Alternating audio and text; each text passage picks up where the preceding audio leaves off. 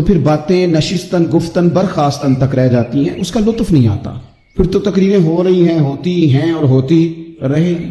نتیجہ کیا نکلا؟ جو آدمی کہتا ہے میں اتنے سالوں سے تقریر سن رہا ہوں، تو سوال یہ ہے کہ بھئی اتنا سننے کے بعد تم سمرے کتنا؟ سننے کا ایک ہی مقصد زندگی میں آپ سمجھ لیں کہ سننے کا مطلب سنورنا ہے. اور اگر آپ نے خیر کی بات سنی اور آپ سنورے ہی نہیں، میں آپ کو دعوت فکر دیتا ہوں. نبی پاک صلی اللہ تعالی علیہ وسلم نے ارشاد فرمایا، ایک عورت تھی، طوائف تھی، ساری زندگی اس کی گناہوں میں گزری معاذ اللہ.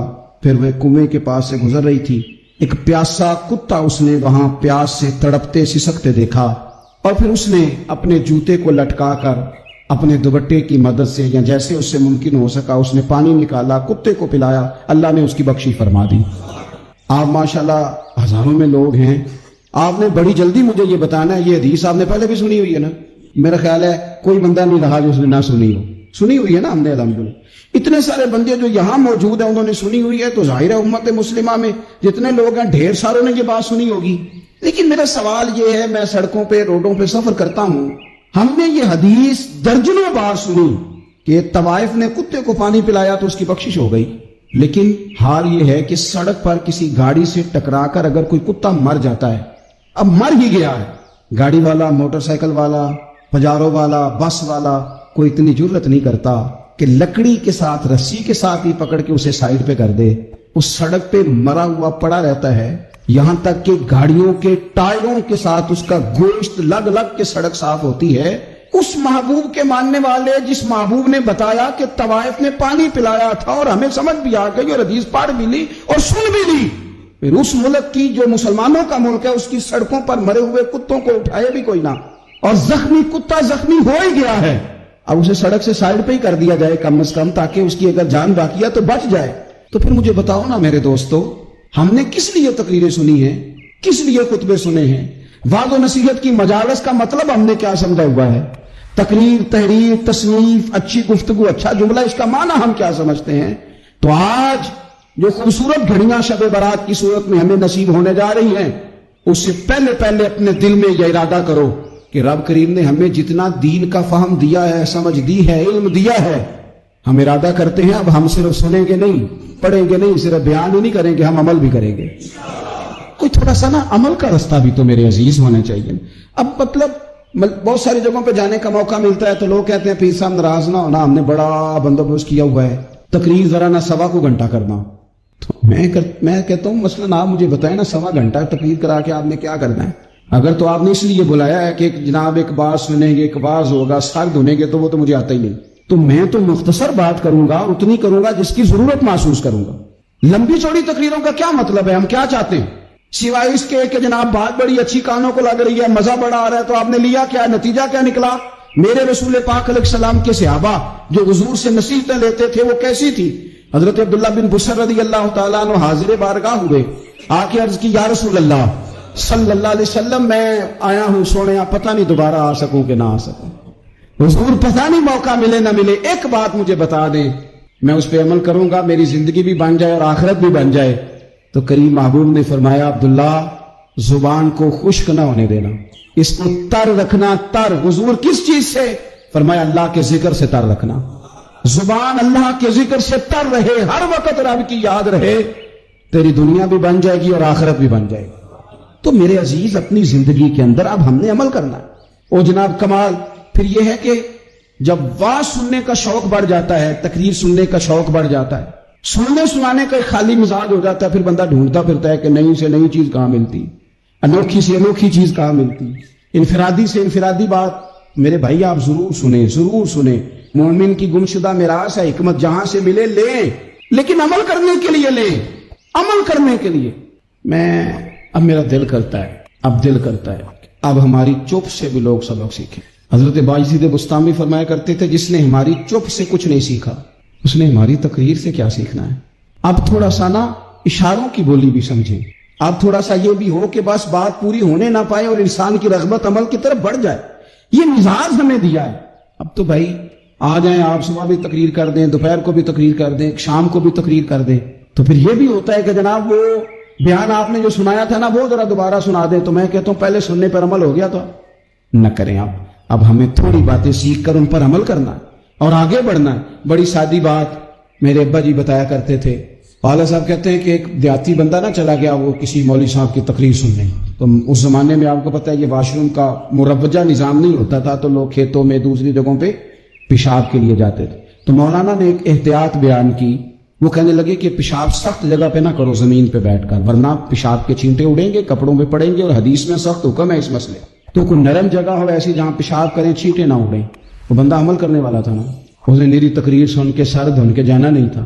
اس نے اتنی ساری ریت لے لی, کپڑے میں باندھ لی, اور وہ اس نے کندھے پہ رکھی ہوئی ہے. جہاں پیشاب کا وقت آتا پہلے ریت بچھاتا, پھر پیشاب کرتا تاکہ میرے کپڑوں پہ نہ پڑے. ایک صاحب نے اسے کہا کوئی ہفتے بعد چلو بیان سننے چلیں. تو کہنے لگا میں پہلے پہ عمل کر لوں, یہی بڑا ہے. میں نے تو اتنی ساری ریت, کندھا تھک گیا ہے میرا, اس دن سے اٹھائی ہے. تو میں نہیں چاہتا کہ نہیں بھی سنوں تو کسی اور جگہ میں یہ تفریح تباہ کے لیے بات کو نہ سمجھیں. اس سادے آدمی نے جو ہمیں سمجھایا مجھے اور آپ کو, اس پر غور کرے کہ کل بھی سنا تھا, پرسوں بھی سنا تھا, پیر صاحب نے ترسوں بھی کہا تھا, شیخ نے پرسوں بھی کہا تھا, پچھلے ہفتے بھی کہا تھا. تو نے اگر شیخ کی بھی نہیں سنی, استاد کی بھی نہیں سنی, پیر کی بھی نہیں سنی, اور اس دور کے پیر جو صحیح کام کرنے والے ہیں, استاد جو صحیح کام کرنے, مجبور ہو گیا بیچارے. کہتے ہیں کس کی تربیت کریں. کس درد سے کہا تھا حضرت سلطان باؤ نے. وہ کہتے ہیں رب دا طالب کوئی بھی نہیں ملیا, تے جو ملے طالب زردہ. یہ تو آئے ہیں کاروبار سیدھا کرنے, فوٹو کھنچوانے, فلاں کام کے لیے. یہ تو وہ جو ہم دینا چاہتے ہیں اس کا تو مزاج ہی نہیں. پہلے بھی میں نے کہا تھا, پھر کہتا ہوں, مجھے شوق نہیں ہے. خدا مجھے معاف کر دے اس دن سے پہلے جس دن یہ شوق ہو کہ میں سویرے جاؤں گا تو نوٹ لاؤں گا, تو شام جاؤں گا تو نوٹ لاؤں گا. یہ شوق نہیں ہے, طبیعت نہیں ہے, من نہیں چاہتا. لیکن یہ کہ یہاں بھی آ جائیں خطاب کر دیں, یہاں بھی او خدا کے بندو, ہم کہاں اس قابل ہیں ہم خطاب کریں. ہم نے تو نا جی ایک اذان دینی شروع کی ہوئی, صبح و شام ایک اذان پڑھتے ہیں. ہے یہ پیغام حضرت احمد رضا کہ بارگاہ نبی کے رہو باوفا.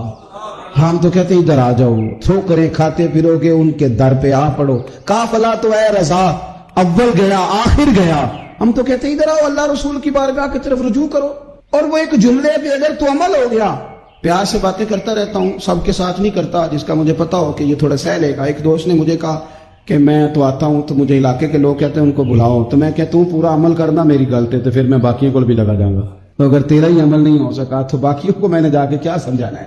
تو ایک تو آج کی جو رات ہے, اس سے پہلے اپنے اعمال کی طرف میں اکثر کہتا رہتا ہوں کہ شب برات پہ ہر مسجد سے زور زور سے رونے کی آواز آنی بھی چاہیے. شب قدر پہ آتی ہے, عمرے پہ جاتے وقت لوگ معافیاں مانگتے ہیں, حج پہ جاتے وقت, اور کروڑوں لوگ یہ کام کرتے ہیں سال میں. اگر 25 لاکھ 26 لاکھ آدمی یا 50 لاکھ آدمی حج کرتا ہے اور وہ جانے سے پہلے معافی مانگ کے گیا, توبہ کر کے گیا, اور کروڑوں لوگ ہیں جو شب قدر میں ہیں, شب برات میں ہیں, اور انہوں نے کھل کے توبہ کی ہے, تو پھر میرے بھائی سویرے کرپشن ختم ہونی چاہیے نا ملک سے. سویرے 75% جھوٹ ختم ہونا چاہیے نا. ساری رات تو لوگوں نے توبہ کی. صبح 80% حقوق العباد کا مسئلہ حل ہونا چاہیے تھا کہ نہیں ہونا چاہیے. صبح ملاوٹ بہت حد تک ملک سے ختم ہونی چاہیے. تو کیا ہم نے سمجھ لیا ہے؟ ہم نے یہ سمجھا ہے کہ شب برات پہ بھی بس ایک رسم ادا کرو, آؤ تھوڑی توبہ کرو, چھٹی کر دو. آئیے شب قدر تو توبہ کرو, چھٹی کر دو. کیا یہ ہم نے مطلب سمجھ لیا؟ حج کرنے گئے, رب کی بارگاہ میں حاضر ہوئے, رسول کریم کی بارگاہ سے بھی جو ہو کے آ جائے اور بدلے ہی نہ, وہاں تک جائے اور بدلے ہی نہ. مدینے گئے, کعبے گئے, کربلا گئے, جیسے گئے تھے گھوم پھر کے ویسے ہی آ گئے. نتیجہ کیا ہے؟ اپنی زندگی نتیجہ خیز بنائیں. آج اس خوبصورت موقع پر جب شب برات ہمارے سامنے کھڑی ہے, اپنے ذہن میں تہیہ کریں کہ اب ہم نے بدل جانا ہے. شوگر ہو جائے تو بدلنا پڑتا ہے, اللہ معاف کرے چینی چھوڑنی پڑتی ہے, من پسند مٹھائیاں چھوڑنی پڑتی ہیں, بدلنا پڑتا ہے. بلڈ پریشر ہو جائے تو یارو بدلنا پڑتا ہے. اگر انسان کو خدا نہ خواستہ کوئی مرض لگ جائے تو بدلنا پڑتا ہے. اولاد پیدا ہو جائے تو بدلنا پڑتا ہے. گھر میں بیٹیاں پیدا ہو جائیں تو بوڑھے باپ کو بدلنا پڑتا ہے. بال سفید آ جائیں تو پھر بھی تو بدل جانا چاہیے نا. انسان کی عمر 40 سال ہو جائے تو پھر بھی تو بدل جانا چاہیے. شب برات پہ توبہ کرے تو پھر بھی تو بدل جانا چاہیے. اب بدل جائیں, اب ہم بدل جائیں. اب نہ درد ہوتی ہے, گاڑی میں بیٹھے تو کمر پہ درد ہوتی ہے. اب ہم بدل جائیں. اب لوگ بتاتے ہیں تیرے بال سفید ہونے لگ گئے, ہم بدل جائیں. اب لوگ ہمیں کہتے ہیں بچے جوان ہو گئے, اب ہم بدل جائیں نا یارو. اب لوگ ہمیں کہتے ہیں کہ اوہو اب تو آپ اٹھتے وقت زمین پہ پہلے ہاتھ رکھتے ہیں پھر اٹھتے ہیں. اب بدل نہ جائیں.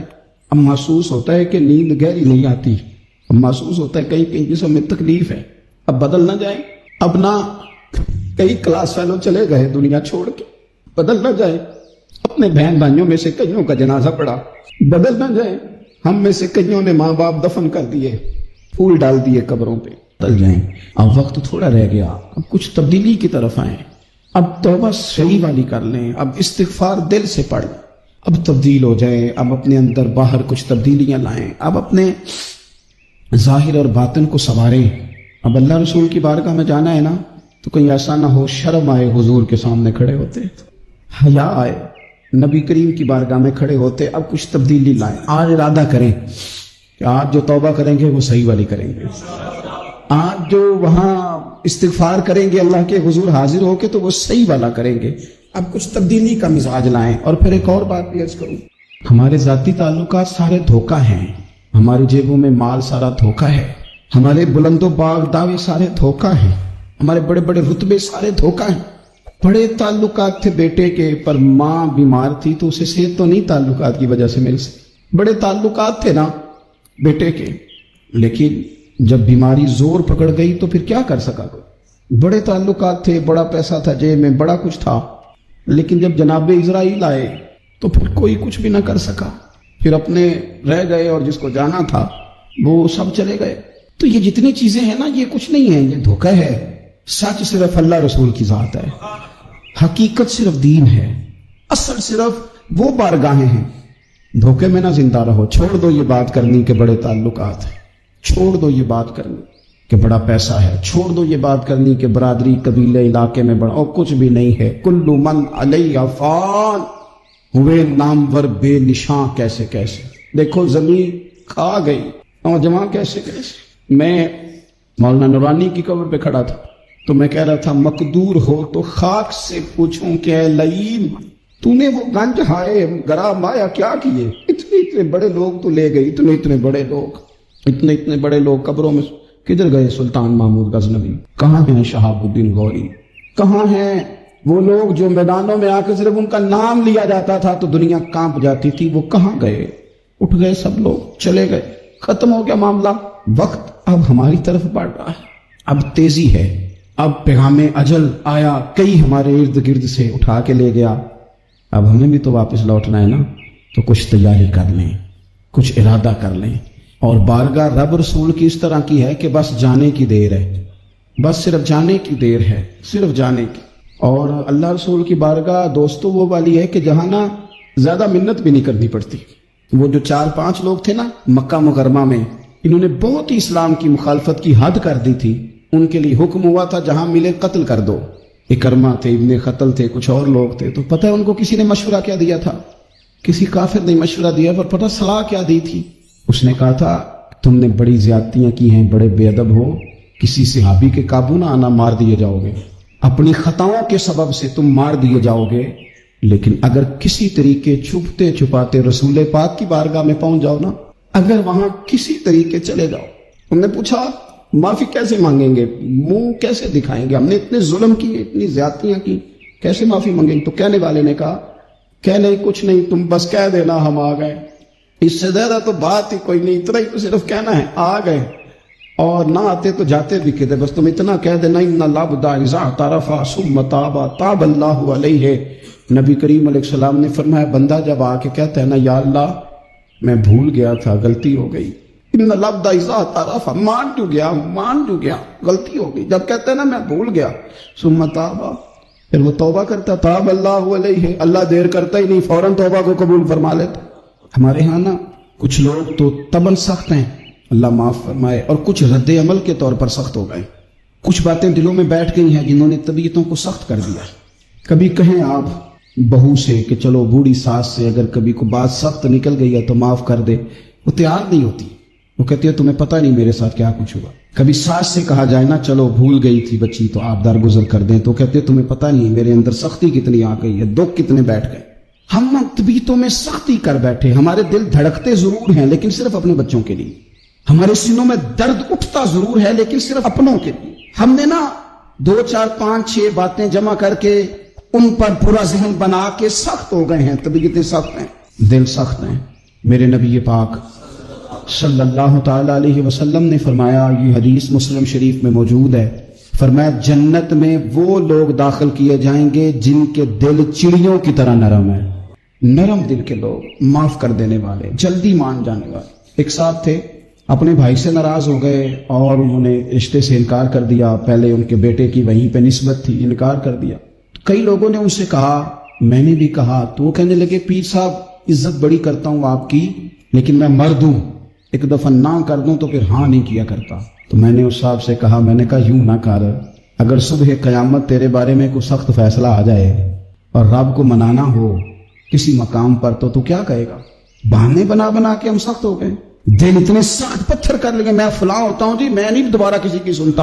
اور خدا کے بندو، میرے نبی پاک علیہ السلام نے فرمایا، مومن تو اس طرح ہوتا ہے جس طرح اونٹ کے ناک میں نکیل ہوتی ہے، بٹھا دو تو بیٹھ گیا، اٹھ جاؤ تو اٹھ گیا۔ اور حضور نے فرمایا وہ لوگ جو بہت بد اخلاق ہیں، جھگڑالو ہیں، فسادی ہیں، سخت دل ہیں، وہ لوگ جنت میں نہیں جائیں گے۔ جو جھگڑے کرتے پھرتے ہیں، جھگڑالو لوگ ہیں۔ عزیز دوستو، اپنی زندگی کے اندر طبیعت میں نرمی، اگر طبیعت نرم ہو گئی نا جی، مزاج میں نرمی آ گئی، تو پھر آپ محسوس کریں گے کہ آپ معاف کرتے بھی جلدی ہیں اور معافی دیتے بھی جلدی ہیں۔ پھر آپ کے تعلقات بچیں گے، آپ کی نسبتیں بچیں گی، آپ کے بہت سارے رشتوں میں قربت آئے گی، ٹوٹیں گے نہیں۔ ایک تو دل نرم کریں، کسی شخص کے بارے میں دل میں کوئی بات ہے تو اسے معاف کریں اور معافی دیں۔ کچھ لوگ بالکل ٹھیک ٹھاک ہوتے ہیں، کوئی ناراضگی نہیں ہوتی، لیکن آپ نے بچی کی شادی کا کارڈ دیا نہیں تو فوراً ناراض ہو جاتے، اور پھر آپ سمجھا رہے ہیں، قائل کر رہے ہیں، وہ تیار ہی نہیں ہے قائل ہونے کو۔ سنو، اور اس حدیث کو یاد رکھنا، نبی پاک صلی اللہ تعالی علیہ وسلم نے فرمایا، جس کے پاس اس کا بھائی عذر لایا، بھائی معافی مانگنے آیا اور پھر اس نے معاف نہ کیا، اللہ کے حبیب فرماتے میرے حوض کوثر پہ نہ آئے، تو سخت ہو کے بیٹھ گیا ہے، تو کہتا ہے میرے سے پہلے سنے، میں آپ کو بتاؤں اس نے میرے ساتھ کیا کیا، اور ٹھہر جا۔ اگر حساب کتاب کے بعد معافی والا اصول رکھ لیا جائے کہ پہلے حساب کتاب ہوگا، غلطیوں کا مداوع ہوگا، پھر معافی ہوگی، تو یہی حساب اگر رب کریم بندوں کے ساتھ کرے تو پھر میں اور آپ کدھر جائیں گے؟ تو اس سادی بات پہ آ جاؤ نا، تو 2 جملوں میں حضور نے سمجھائی ہے، فرمایا تم رب کے بندوں کو معاف کر دو، اللہ تمہیں معاف کر دے گا۔ تو آج کی شب سے پہلے، آج کے دن سے پہلے، رمضان مبارک کے تشریف لانے سے پہلے اپنی طبیعت کے اندر ایسا ذوق لائیں، ایسی طبیعت لائیں کہ ہم نے معافی دینی بھی ہے اور معافی لینی بھی ہے۔ بعض اوقات ہم رسم ادا کرتے ہیں شب برات سے پہلے، یہ سوشل میڈیا پہ چل گیا، فلانے کو فلان کہہ دیا، اگر کوئی کبھی ہوئی نا تو معاف۔ ایسے تو نہیں نا معافیاں ہوتی، ہمیں پتہ ہوتا ہے ہم سے کون ناراض ہے، ہمیں خبر ہوتی ہے ہم نے کس کو تکلیف دی، ہمیں پتہ ہوتا ہے کس نے ہمارے لہجوں سے پریشانی پائی ہے، کون ہے جو ہماری وجہ سے اذیت کا شکار ہے، تو اس سے جا کے معافی مانگے، تو یہ چیزیں معافی کا سبب بن جائیں گی۔ اور پھر میرے نبی پاک صلی اللہ علیہ وسلم نے 2-4 چیزیں اور بھی بیان کی ہیں، میرا دل کرتا ہے کہ وہ بھی ذرا آپ کو عرض کر دوں۔ حضور سید عالم علیہ السلام نے نا جنت میں لے جانے والے جب اعمال بیان کیے تو حضور علیہ السلام نے فرمایا کہ ایک تو زکوٰۃ صحیح ادا کرنا، شرک سے بچنا، توحید پہ قائم رہنا، اور زکوٰۃ ٹھیک ادا کرنا، اور اپنے رشتہ داروں سے اچھا سلوک کرنا، جنت میں داخل ہو جاؤ گے۔ یہ جو ہمارے زیادہ قریبی لوگ ہوتے ہیں نا، ان کا حق بھی شریعت نے زیادہ رکھا ہے، اور یہ بعضوں کا تکلیف بھی زیادہ دیتے ہیں۔ لیکن میرے عزیز، ایک بات سمجھ لیں اچھی طرح سے اور اپنے دل میں بٹھا لیں، میں نے درجنوں بار کہی ہے، پھر کہتا ہوں، اللہ تعالیٰ نے جو خاندان میرے لیے پسند کیا ہے نا، مالک نے مجھے وہاں پیدا کیا، تو جو چچا اللہ نے میرے لیے پسند کیا وہ مجھے بھی پسند ہونا چاہیے، اور جو ماموں اللہ نے میرے لیے پسند کیا ہے وہ مجھے بھی پسند ہونا چاہیے۔ انسانوں کے اندر کمزوریاں بھی ہوتی ہیں، خوبیاں بھی ہوتی ہیں، لیکن ہمارا یہ مسئلہ بن جاتا ہے کہ ہم نہ صرف کمزوریوں کو ڈسکس کرتے ہیں، خوبیوں کا تذکرہ کرتے ہیں۔ اپنے مزاج کے اندر اس بات کو آپ نے پیدا کرنا ہے۔ آج ایک اور ارادہ بھی کریں، ایک اور اپنے ذہن کے اندر بات بھی زیادہ شوق کے ساتھ پیدا کریں۔ آپ یہ کوشش کریں کہ اپنی صلاحیتوں کو دیکھیں کہ آپ میں کیا خوبی ہے، بولنے کی ہے، لکھنے کی ہے، مال خرچ کرنے کی ہے، کسی کو پیغام دینے کی ہے۔ مسجد نبوی شریف میں ایک بی بی صرف جھاڑو خالی دیتی تھی، بیمار ہو گئی تو سرکار تیمارداری کرنے گئے، اور صحابہ نے حضور کو اطلاع دیے بغیر تدفین کر دی، جنازہ پڑھا دیا، تو حضور نے قبر پہ کھڑے ہو کے دوبارہ جنازہ پڑھایا۔ اپنے وجود کو بیکار نہیں رکھنا، اس سے کوئی کام نہیں۔ اللہ فرماتے ہیں افحسبتم انما خلقناکم عبثا وانکم الینا لا ترجعون، فرمایا تم کیا سمجھتے ہو ہم نے تمہیں بیکار پیدا کیا ہے؟ اور کیا سمجھتے ہو تم نے لوٹ کر ہمارے پاس آنا نہیں؟ ایک ذرہ بھی تو بیکار نہیں ہو سکتا، لہذا میں کسی شخص سے بیزار نہیں ہو سکتا۔ اپنی اس صلاحیت کو ضائع نہ کریں۔ ہم نہ بہت سارا وقت ضائع کر رہے ہیں، ادھر ادھر موبائل کھول لیا، دیر تک فلانی چیز دیکھی، پھر فلانی دیکھی، پھر فلانی بحث کی۔ تو اپنے آپ سے نہ کچھ کام لیں، کچھ خدمات کریں۔ ہم زیادہ وقت لوگوں کا انٹرویو کرنے میں ضائع کرتے ہیں، دوسروں کی تفصیلات حاصل کرنے میں وقت ضائع کرتے ہیں، لوگوں کا دھیان رکھنے میں وقت ضائع کرتے ہیں۔ آج کے بعد اپنا دھیان رکھنا ہے، اپنی صحت کا دھیان رکھنا ہے، اپنے معاملات کا اپنے اوپر تھوڑی توجہ دینی ہے۔ کوشش کرنی ہے کہ کس حد تک ہم اپنی صلاحیت سے فائدہ لے کے کسی کا کچھ نفع کر سکتے ہیں تو وہ نفع کریں، اپنے وجود کو نفع بخش بنائیں۔ حدیث پاک سنیں گے تو آپ محسوس کریں گے کہ اللہ کتنے اجر دینے والا ہے۔ نبی پاک علیہ السلام نے فرمایا جس نے دین کے رستے میں اتنی دیر بھی قتال کیا، لڑا اتنی دیر جتنی دیر اونٹنی کا دودھ دھونے میں لگتی ہے، اتنا تھوڑا وقت بھی دین کے لیے اگر کوئی نکلا، جد و جہد کی، قتال کیا، لڑا، فرمایا اس بندے کو بھی اللہ جنت عطا فرما دے گا۔ اتنا تو کام کرے نا، اتنا تو کام کرے۔ اور حضور علیہ الصلوۃ والسلام نے رغبت دلائی، یعنی جتنا بھی عمل، حضور فرمانے لگے کسی عمل کو چھوٹا نہ سمجھنا، کچھ نہ ہو سکے تو اپنے بھائی سے مسکرا کے میلی لینا، اللہ اس پر بھی صدقے کا ثواب عطا کر دے گا۔ اور نبی پاک علیہ السلام نے فرمایا دوزخ سے بچ جاؤ صدقہ دے کے۔ خیال آتا تھا یا رسول اللہ کتنا کو دیں؟ تو فرمایا خشک کھجور کا ایک ٹکڑا، یعنی پوری کھجور بھی نہیں، خشک کھجور کا ایک ٹکڑا بھی خیرات کر کے بچ سکتے ہو تو وہ کر کے ہی صدقہ دے کے اللہ کے عذاب سے بچ جائے۔ معنی کیا ہے ان ساری روایتوں کا کہ کچھ کرو تو صحیح نہ، کچھ کرو تو صحیح نہ۔ ہمارے ایک بزرگ تھے تو کرونا کے دنوں میں انہوں نے ایک جملہ کہا، کہنے لگے یہ کرونا پتہ تمہیں کیا کہنے آیا ہے؟ کہنے آیا ہے کہ بیماریاں آ رہی ہیں، حالات خراب ہیں۔ یہ کرونا نہیں، یہ کہتا ہے کچھ کرو نا، کچھ اللہ اللہ کرو نا، فارغ نہ بیٹھو، دیکھو کیسے لوگ ڈھیروں کے ڈھیروں اب جا رہے ہیں۔ اب کچھ کرنا ہے انشاءاللہ تعالی، اب کچھ وقت ضائع نہیں کرنا، اور زندگی میں کچھ۔ میں کہہ چکا ہوں کہ ایک بندے کو بھی اللہ نے بیکار نہیں پیدا کیا، ہم نے خود اپنے آپ کو بیکار کر لیا۔ اپنے آپ کو بیکار نہ کریں۔ جب رب کہتا ہے فَحَسِبْتُمْ أَنَّمَا خَلَقْنَاكُمْ عَبَثًا، کیا تم سمجھتے ہو میں نے تمہیں بیکار پیدا کیا؟ آپ لوگ بڑے کام کے ہیں، بس اپنے آپ کو پہچانے۔ اقبال کہنے لگے عجب نہیں کہ خدا تک تیری رسائی ہو، اور تیری نظر سے تو پوشیدہ ہے آدمی کا مقام۔ تو بندے کو نہیں سمجھ سکا تو وہاں تک تو کیسے جائے گا؟ اپنے آپ کو پہچانے گے۔ جو کہتے ہیں نا مجھ سے کچھ بھی نہیں ہوتا، ناراض تو نہیں ہو جائیں گے؟ یہ کچھ کرنا نہیں چاہتے، یہ صرف ادھر ادھر دھیان رکھ کے ایک فوٹو چڑھا کے ادھر بھاگ ادھر اپنے نفس کو راضی کرتے ہیں۔ نفس بس کہہ رہا ہے آج یہ کر لو تو وہ کر لیا، ادھر دیکھ لو تو ادھر دیکھ لو۔ اس سے نکلیں، مثبت مضبوط مستحکم ارادے کریں اور پھر چل نکلیں۔ لڑنا شرط ہوتا ہے، جیتنا شرط نہیں ہوتا۔ تاریخ یہ نہیں دیکھتی کہ جیتا کون کون، تاریخ یہ دیکھتی ہے کہ لڑا کون کون، میدان میں کون کون رہا۔ اللہ بدر میں کامیابیاں دیتا ہے، احد میں کئی دفعہ کہتا ہے واپس پلٹو۔ خندق آئے گی تو پھر کامیابیاں مل جائیں گی، خیبر آئے گا تو پھر کامیابیاں مل جائیں گی۔ تو اس لیے ہمیشہ جیتنا ہی ضروری نہیں، لڑنا ضروری ہے۔ ہمت کریں، کوشش کریں۔ اللہ تعالیٰ آپ سب کو جزائے خیر عطا فرمائے۔ آخر دعوانا ان الحمدللہ رب العالمین۔ آج پوری دنیا جو دکھوں میں اور غموں میں ہے، تو میرا اللہ پیغام دے رہا ہے میرے نبی کی زندگی اختیار کرو، اللہ تمہارے سارے غم دور کر دے گا۔ پیسہ آنے سے دور نہیں ہوتے، بہت بڑا تم فرید صاحب کی طرح وی بن جاؤ، اس سے دکھ درد دور نہیں ہوتے۔ یہ اللہ کے رسول کے در پر جھکنے سے کیا خوبصورت ہے۔ لقد بات ہے ہی اور ہے ہی نہیں، لقد کان لکم، اور اللہ تعالیٰ کہہ رہا ہے یہ صرف تمہارے لیے میں کہہ رہا ہوں، اسپیشل تمہیں کہہ رہا ہوں کہ میرے نبی کی زندگی اپناؤ، تمہارے غموں کی تسلی۔ لفظ اسوہ، تمہارے غموں کی تسلی، تمہارے دکھ درد دور ہوں، کیونکہ جب تم میرے نبی کے طریقے پر آؤ گے میں تم سے پیار کروں گا، اور جب میں تم سے پیار کروں گا تو تمہارے راستے کھولوں گا۔ حسنتن، حسنتن، انسان خوبصورتی کو پسند کرتا ہے، حسن پرست ہے اور خوبصورتی کی طرف کھنچتا ہے۔ معصوم بچے کو بھی مسکرا کے دیکھو تو وہ بھی مسکراتا ہے، آنکھیں دکھاؤ تو وہ روتا ہے۔ انسان کے اندر حسن پرستی ہے تو باقی ہر حسن زائل ہو جاتا ہے۔ میرے نبی کے زندگی والا حسن ہمیشہ بڑھتا رہتا ہے۔ تو اسوۃ حسنۃ، تمہارے لیے میرے نبی کی زندگی سب سے خوبصورت نمونہ ہے۔ اللہ نے اپنے حبیب کو بنایا بھی خوبصورت۔ حضرت عائشہ فرماتی تھیں کہ یوسف علیہ السلام کو دیکھ کر عورتوں نے ہاتھ کاٹ لیے، اگر میرے بیموق کو دیکھتی تو دل پہ چھریاں چلا کے بیٹھ جاتی۔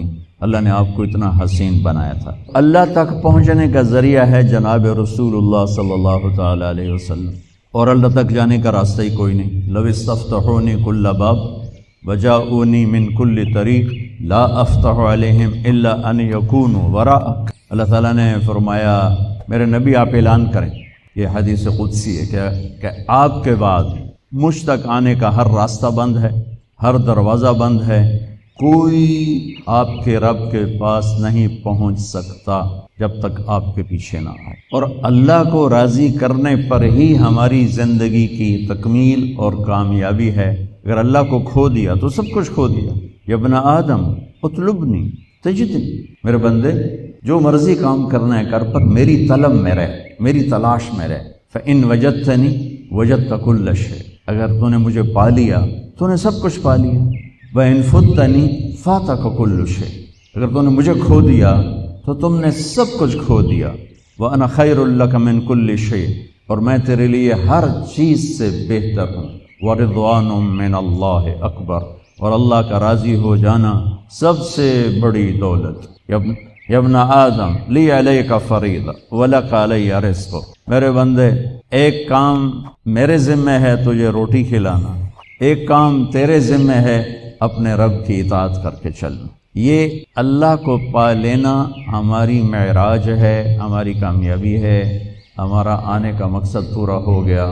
اللہ کو کھو کر گم کر کے کسی نے کچھ نہیں پایا، وہ ساری دنیا کا مالک بن جائے، بادشاہ بن جائے۔ اللہ اپنے فضل سے قبول فرمائے گا۔ میرے نبی کریم علیہ السلام نے درود و سلام کا بتلایا۔ ایک صحابی نے عرض کی حضور مسجد میں کیسے داخل ہونا ہے؟ فرمایا مسجد میں جب داخل ہونا تو پہلے مسجد میں داخل ہونے کی دعا پڑھنا، پھر اپنے نبی پہ درود و سلام پڑھنا۔ حضور نکلنا کیسے ہے؟ پہلے باہر نکلنا تو پہلے دعا پڑھنا، پھر اپنے نبی پہ درود و سلام پڑھنا۔ ایک نے عرض کی حضور اذان ہو رہی ہو تو کیا کروں؟ حضور نے فرمایا اذان کے کلمات کا جواب دے اور پھر اپنے نبی پہ درود و سلام پڑھ، پھر اپنے محبوب پر۔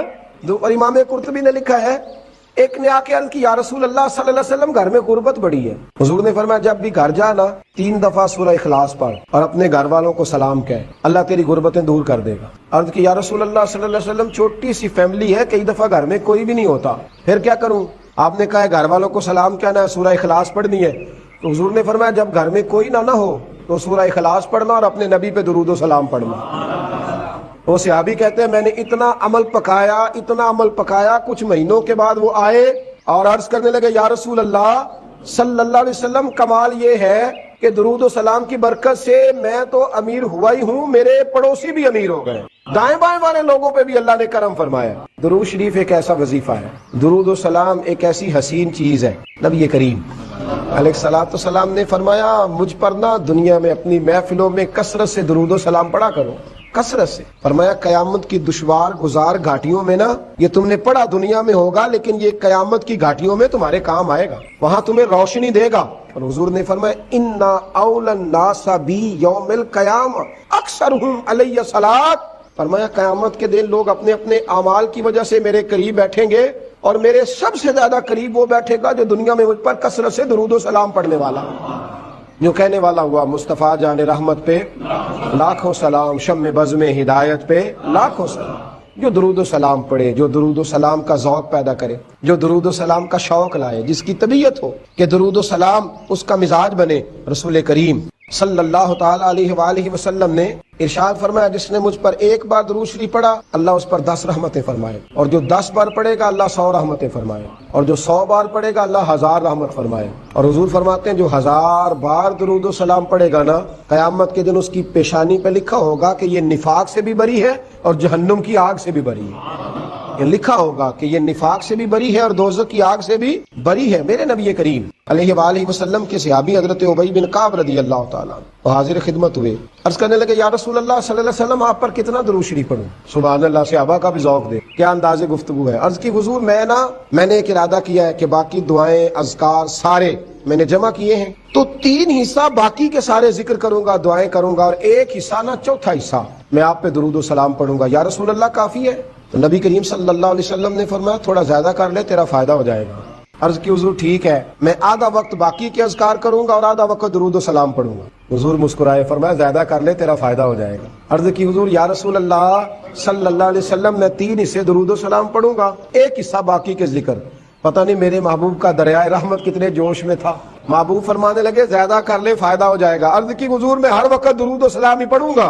हुजूर ने फरमाया फिर तेरी दुनिया के लिए भी काफी हो जाएगा, तेरी आखिरत के लिए भी काफी हो जाएगा। रमजान की घड़ियां हो, रोजे की हालत हो, हाथ में तस्बीह हो, अगर अल्लाह मौका दे तो मदीने की याद हो, गुंबद खजरा का तसव्वुर हो, इंसान बावुजू हो, और फिर वो दुरूद सलाम पढ़े, और फिर उसकी फिर रूह जो है वो वजद करे, फिर उसका दिल कैफ में आए, फिर जुबान सुरूर में आए। इमाम सखावी फरमाया करते थे जिनको भी महबूब का दीदार हुआ है ना, कसरत दुरूद सलाम की बरकत से हुआ है, हुजूर पर दुरूद शरीफ पढ़ने की बरकत से हुआ है। इसलिए कि जब वो दुरूद सलाम ज़ौक से पढ़ते, शौक से पढ़ते, तो हुजूर की मोहब्बत में गुम हो जाते।